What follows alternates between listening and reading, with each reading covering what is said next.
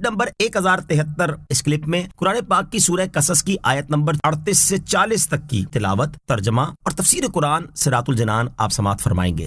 بسم اللہ الرحمن الرحیم۔ ترجمہ، اللہ کے نام سے شروع جو نہایت مہربان رحمت والا ہے۔ وقال فرعون یا ایہا الملأ ما علمت لکم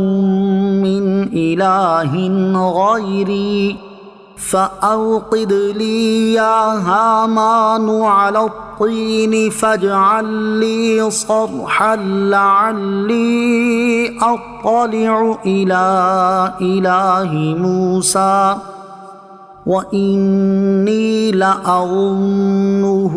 مِنَ الْكَاذِبِينَ۔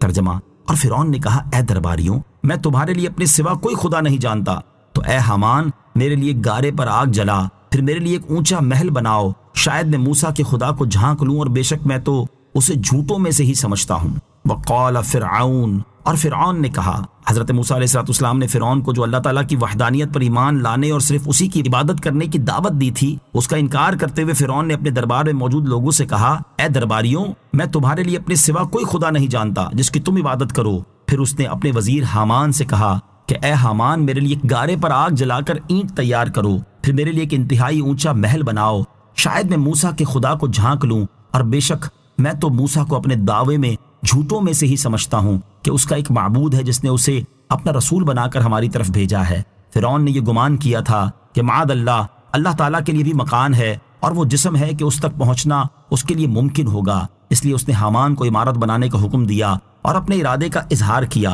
چنانچہ حامان نے فرعون کے حکم پر عمل کرنے کے لیے ہزارہا کاریگر اور مزدور جمع کیے، اینٹیں بنوائیں اور تعمیراتی سامان جمع کر کے اتنی بلند عمارت بنوائی کہ دنیا میں اس کے برابر کوئی عمارت بلند نہ تھی۔ کہتے ہیں کہ دنیا میں سب سے پہلے اینٹ بنانے والا حامان ہے، یہ صنعت اس سے پہلے نہ تھی۔ وَاسْتَكْبَرَ هُوَ وَجُنُودُهُ فِي الْأَرْضِ بِغَيْرِ الْحَقِّ وَظَنُّوا أَنَّهُمْ إِلَيْنَا لَا يُرْجَعُونَ فَأَخَذْنَاهُ وَجُنُودَهُ فَنَبَذْنَاهُمْ فِي الْيَمِّ فَانظُرْ كَيْفَ كَانَ عَاقِبَةُ الظَّالِمِينَ۔ ترجمہ، اور اس نے اور اس کے لشکریوں نے زمین میں بے جا تکبر کیا، اور وہ سمجھے کہ انہیں ہماری طرف پھرنا نہیں، تو ہم نے اسے اور اس کے لشکر کو پکڑ کر دریا میں پھینک دیا، تو دیکھو ظالموں کا کیسا انجام ہوا۔ وَاسْتَكْبَرَ هُوَ وَجُنُودُهُ